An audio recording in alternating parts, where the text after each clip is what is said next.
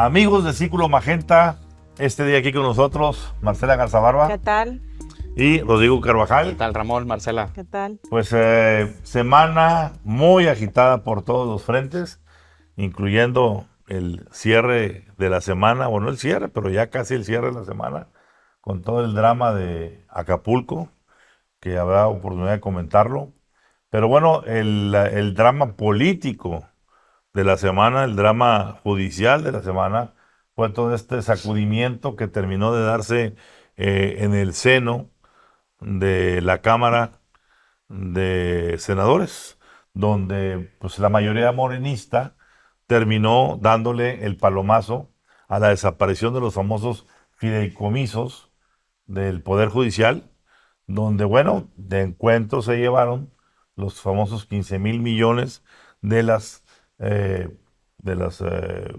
dineros de las pensiones de los trabajadores del Poder Judicial. Un proceso que ha sido a todas luces cuestionado para el presidente.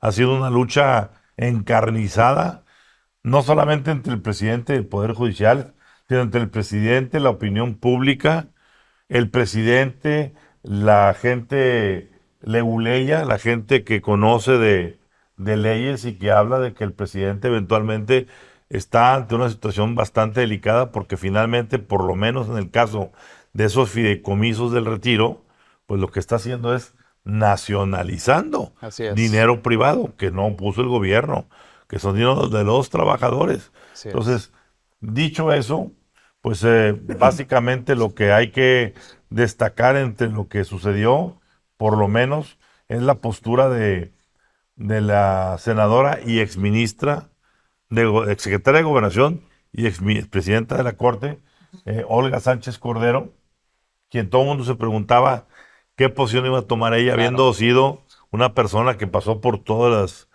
las situaciones del Poder Judicial. Y finalmente Olga con mucha gallardía salió y pintó su raya y dijo: señores, yo no puedo estar en favor de esta situación, a pesar de ser senadora morenista, a pesar de ser una mujer que estuvo o que está muy cercana al presidente. Me parece de mucho valor que ella haya Así es. asumido esa Claro. posición, pero pues muy lamentable que el presidente pues, haya lanzado su resto en esta disputa que, digámoslo claramente, apenas empieza, Así es. porque esto va a ir a tribunales, va a ir a pleito, va a ir a discusión, y me parece absurdo que esta discusión, pues, ¿dónde va a terminar? En el Poder Judicial, Así es. que es el que va a decidir. Y el Poder Judicial va a tener una de dos posibilidades: enfrentarse con el presidente al decir esto no ha lugar y marcha para atrás, o patear el bote y esperar a que se acabe este gobierno. ¿Qué opinas, Rodrigo? Hay dos pronunciamientos que hubo esta semana en el Senado que creo que explican de mejor manera la situación. Uno es precisamente el de Olga Sánchez Cordero, una mujer que entiende a la perfección la dinámica de autonomía que necesita el Poder Judicial para funcionar adecuadamente. Y leo textualmente la frase de Olga Sánchez Cordero. Dice: la posibilidad de que dos poderes, en este caso el Poder Ejecutivo y el Poder Legislativo, se coaliguen para intervenir en la administración de otro poder no es un ejercicio republicano. Y añado lo que dice también Beatriz Paredes, senadora del PRI, que esto es un síntoma de una crisis del sistema político mexicano y que el trasfondo de toda esta situación es un objetivo electoral. Tiene razón, Ramón. Se va a decidir en la Suprema Corte de Justicia porque la oposición y grupos privados van a promover amparos, acciones de inconstitucionalidad y controversias constitucionales. Y el objetivo del presidente, por supuesto, es: miren, la Corte está defendiendo sus privilegios, cuando es una mentira absoluta de que estos fideicomisos tengan que ver con las prestaciones que reciben los ministros de la Suprema Corte de Justicia. Y hay que decirlo, el presidente está mintiendo abiertamente, porque él dice que no se va a afectar a los 55,000 trabajadores del Poder Judicial. Eso ya fue desmentido primero por el titular del Sindicato de Trabajadores del Estado, Sindicato de Trabajadores del Poder Judicial, diciendo: por supuesto que hay afectaciones, señor presidente, pero lo que es más grave es que estamos ante una expropiación de recursos por más de 15,000 millones de pesos. A ver, los fideicomisos no son solo de los remanentes que quedan del presupuesto del Poder Judicial de la Federación. Gran parte de ellos son aportaciones que hacen los trabajadores, como exhibió esta semana el senador Germán Martínez, mostrando un recibo de nómina donde vienen claramente cuáles son las partidas que aportan quincena a quincena a estos trabajadores, que son para su retiro y para sus prestaciones especiales, como cuestiones de seguro médico, cuestiones de vivienda, etcétera. Y veamos algunos datos publicados esta semana en la revista Nexos. A ver, entre el 2019 y el 2023, los fideicomisos del Poder Judicial aumentaron su patrimonio en casi 7,000 millones de pesos. De esos 7,000 millones de pesos, solo el 0.3% corresponde a transferencias presupuestales. El resto proviene de dos fuentes. Uno, de rendimientos ganados del dinero que ya estaba ahí. Y número dos, por supuesto, de las aportaciones que han hecho los trabajadores. Entonces, estamos ante una flagrante mentira del presidente. Marcela. Bueno, y no es la primera vez que el presidente hace este tipo de acciones. Recordemos en el 2020, cuando desapareció los 109 fideicomisos del CONACYT, de educación, del fondo, el Fonden, que ahorita supuesto. No hay dinero para el desastre natural en Acapulco. Entonces, sí. Desde ahí ya estamos viendo tintes de un populismo en donde el dinero de verdad, y está comprobado, que el dinero de esos fideicomisos del 2020 se fue el 40.8% al Tren Maya, a la obra insignia del presidente. Entonces, buen dato. Sí, entonces ese punto es esencial. ¿Por qué? Porque por más que nos digan que el remanente o lo que van a agarrar de los 13 fideicomisos se van a ir a becas para jóvenes construyendo futuro y para esto y las pensiones. Mentira, se van a ir a las obras insignia del presidente, porque ya está comprobado que los otros fideicomisos se fueron a la obra insignia del Tren Maya. Entonces, ahí es un punto que sí, yo digo, ¿cómo es posible que sigamos? O sea, ¿por qué? Por eso ahorita preguntaba fuera de cámara, ¿quiénes son los aliados de Morena que siguen apoyando todo esto? Porque nos está afectando democráticamente. A mí aquí lo que me alarma, Marcela y Rodrigo, es el hecho de que de una manera tan flagrante, sí, con premeditación, alevosía y ventaja, el presidente esté mintiéndole a la población y que no existan mecanismos que puedan reprender a un presidente mentiroso. Así es, ese es el grave problema. No hay consecuencias a la mentira. Exacto. ¿Y quiénes son los del privilegio? Sí, pero o sea, en este caso, ellos, ¿no? Vamos por partes. Primero, un presidente puede inventarle a la población mayoritaria que no está educada, que no tiene acceso a información de otros medios más allá de lo que escucha o en la radio o en la televisión con la mañanera. ¿Sí? Le puede decir cualquier historia de cualquier tema totalmente torcida para poder adoptar acciones de lo que él quiere hacer. Y son tantas las mentiras que es difícil refutarla uno a uno en tiempo real. Claro, a ver, si nos pusiéramos a hacer la contramañanera, se llevaría el doble del tiempo para poder explicarle a la gente, vean esto que dijo el presidente, vean esto que pasó. A ver, vamos al caso. Vamos a tocar un tema así muy propio del momento. El asunto de Acapulco.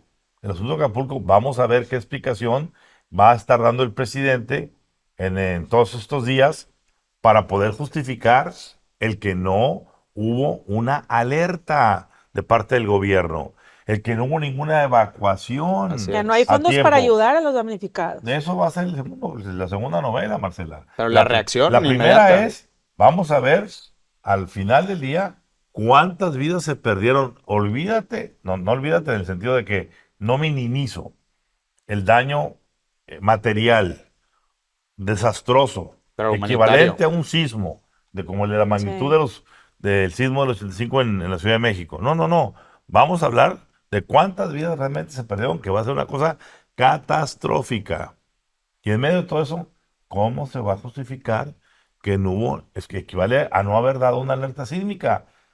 ¿Cómo fue que no?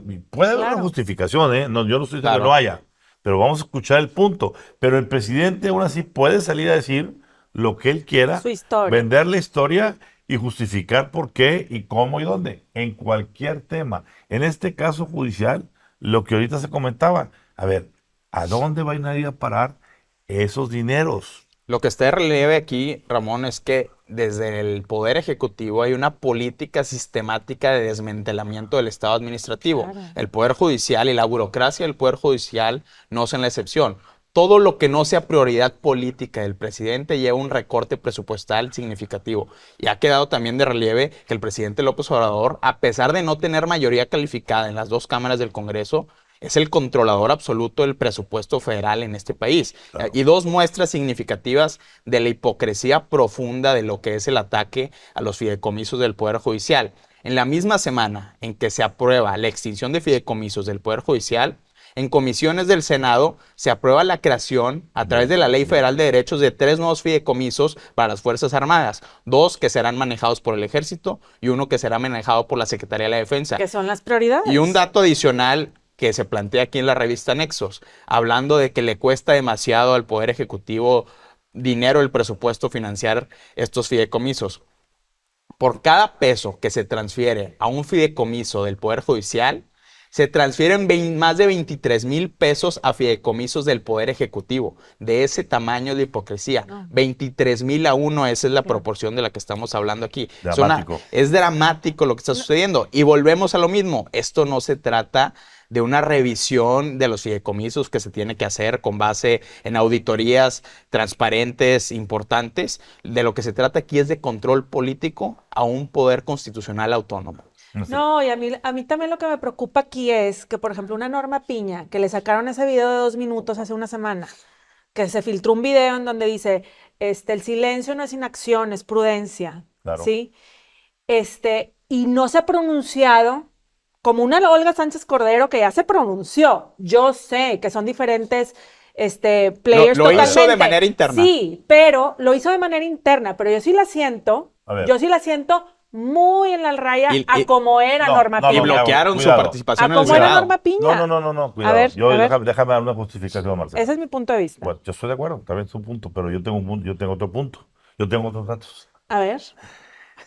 Norma no puede aparecer en este momento tan frontal. O sea, ella es obvio que está en contra y ya salió innumerables veces en diferentes entrevistas a denunciar y cuestionar el asunto. Esta semana dio un mensaje desde el Pleno de Exactamente. la Sí, Suprema que Corte. dice, no La- somos oposición. Por Está eso, bien. ahora ahí voy. Pero ella, su momento de esto va a ser cuando le llegue a la Suprema Corte el caso para ser discernido. Ahí ella, yo Un siento momento institucional. que se está guardando Ujú. la bala de alto calibre Para después. para ese momento. Ok. Para decir, a ver, dejen que No, todos está hablen, válido. dejen que todos, como lo dicen, déjalos que se ensarten, déjalos que digan todas sus tarugadas. Al final del día, Pero y mientras tanto el paro. O sea, a ver, el paro, afectación. lo que diga Norma Piña o no diga Norma Piña no tiene que ver con el paro. No, El no, paro yo es, sé, pero nosotros bueno, representa queremos a esa defender, gente. sí, pero nosotros queremos defender, dicen los trabajadores, Ujú. nuestros recursos, nuestros ahorros, Claro. nuestras pensiones. Y el presidente insiste en que eso él tiene todo el derecho de tomarlos y usarlos como él quiera. A Por ver, eso, es flagrante lo estoy que de está acuerdo con lo haciendo. que dices, pero sí yo creo que ella es la líder de esa institución, o sea, Pero ella debe de cuidar, Marcela, su institucionalidad, quedarse en donde está la presidenta de la Suprema Corte y dejar que los trabajadores hagan lo suyo, porque al momento de que lleguen las quejas, ella va a tener que, junto con los ministros de la Corte, sopesar todo de una manera institucional. Creo que es importante que el fallo que se vaya a dar en el Pleno de la Suprema Corte respecto a las acciones de inconstitucionalidad y a las controversias constitucionales esté libre absolutamente de términos políticos, Así que es. sea exclusivamente un asunto constitucional. Y ya el Sí, concepto... pero no es político, perdón Sí, que no, me claro. interrumpa, no es nada político, se están yendo en contra de la Constitución con la eliminación de los exactamente. 13 pero fideicomisos. va a llegar su ella momento. tiene que, repito, ella tiene que ser institucional Bueno, y difiere un hacerlo. poco. No, Hay- sí, hay estoy de Marcela, acuerdo. hay procedimientos. Sí, yo sé. Tiene que guardarse para cuando el asunto se discuta públicamente, donde tiene que discutirse y ella preside. Ella no puede estar con una pancarta No, del para otro nada. lado. No, yo no Bueno, digo pancarta. A ver, ese- Olga Sánchez Cordero Olga Sánchez Cordero no es presidenta de la No, yo Corte, sé, es yo senadora sé. y a ella le Yo corresponde sé, como estoy senadora. hablando como las Y dos fue mujeres muy que están valiente lo aquí. que hizo. Sí, por eso. Por eso es lo que digo. O sea, comparando de una forma, yo sé que Olga Sánchez Cordero ya no está ahí donde estaba y Norma Piña está donde está institucionalmente hablando, pero igual pudo haber dicho algo. Igual, a lo mejor no tan así como dices tú, con la pancarta ahí con todos, haciendo una revolución, ¿verdad? Pero sí, igual se pudo haber pronunciado un poco. Yo sí la sentí un poco en la línea. Ok. Creo que también es importante insistir en que hay argumentos legales de sobra para echar atrás la extinción de los fideicomisos, empezando por todas las irregularidades que hubo en el proceso legislativo. Porque Morena, que tiene mayoría en el Senado, no turnó jamás a la Comisión de Justicia esta iniciativa y este dictamen que finalmente fue aprobado. Y también hubo una irregularidad en la integración de 2 senadores oficialistas a las Comisiones Unidas que gestionaron también esta iniciativa, que se hizo con digamos, un engaño, un madruguete al senador Manuel Añorbe, donde no sabía ni lo que estaba firmando, eso dice. Ujú. Eso dice. Pero de que están ahí las irregularidades, y eso es un precedente para que la Corte eche abajo la aprobación de la extinción de los fideicomisos, es innegable. A ver, a mí lo que me parece más profundo es lo que dijo Beatriz Paredes, A ver. donde habló de que esto es un problema sistémico, Así es. que va a generar una profunda crisis política. A ver, no hay nada más perverso que un poder, sea cual sea, ejecutivo, legislativo, judicial, quiera socavar, quiera suplantar, quiera Sí. sofocar completamente a otro poder. Los poderes son cada uno para ejercer diferentes instancias. Ejecutivo se llama así porque ejecuta. El legislativo promueve la legislación, las leyes y su ordenamiento. Así es. Y el judicial vigila que esos ordenamientos ejecutados por el Poder Ejecutivo vayan al rumbo que tienen que darse. Entonces, si ahorita lo que dice Beatriz Paredes es muy profundo porque dice, esto es sistémico, esto no es una cuestión de politiquería o de defender un fideicomiso. Esos son las expresiones de la crisis. Así es. La crisis de fondo es, el presidente ya le perdió el respeto, no a la Suprema A Corte, la nación. a todo el Poder Judicial. Y yo insisto, Porque no hay consecuencias. el presidente está defenestrando a todo el sistema y el Poder Judicial para poderlo desacreditar ante los mexicanos y facilitarle al presidente el crear lo que yo insisto que el presidente quiere tener por lo menos preparado si se necesita, es. el famoso estado de excepción. Un golpe blando, Un golpe en blando. palabras Pues como en de la otros izquierda. países o sea, en otros A ver, lugares. el tema de fondo, bien lo dice Ramón, es un conflicto entre poderes, el intento de la captura del Poder Judicial desde el Poder Ejecutivo, y lo hemos dicho aquí, la Suprema Corte de Justicia de la Nación ha sido el contrapeso final a todas las prioridades políticas que ha tenido en materia constitucional este gobierno. La reforma a la Guardia Nacional, la reforma electoral, la reforma eléctrica, que estas 3 iniciativas Solamente estas 3. están vinculadas completamente a los poderes fácticos que tienen las riendas del poder real en la Cuarta Transformación. Sí es. Por eso es tan importante. Y yo comparto el argumento de que el presidente López Obrador va a necesitar una emergencia en caso de este golpe blando o este estado de excepción. ¿Por qué? En el momento en que se rompe el orden constitucional, siempre el Poder Ejecutivo, para alargar el poder, necesita de 2 instancias clave. Una instancia, por supuesto, son las Fuerzas Armadas, que ya las tiene, ya las compró, se podría decir de alguna manera. Y otra instancia es la Suprema Corte de Justicia de la Nación.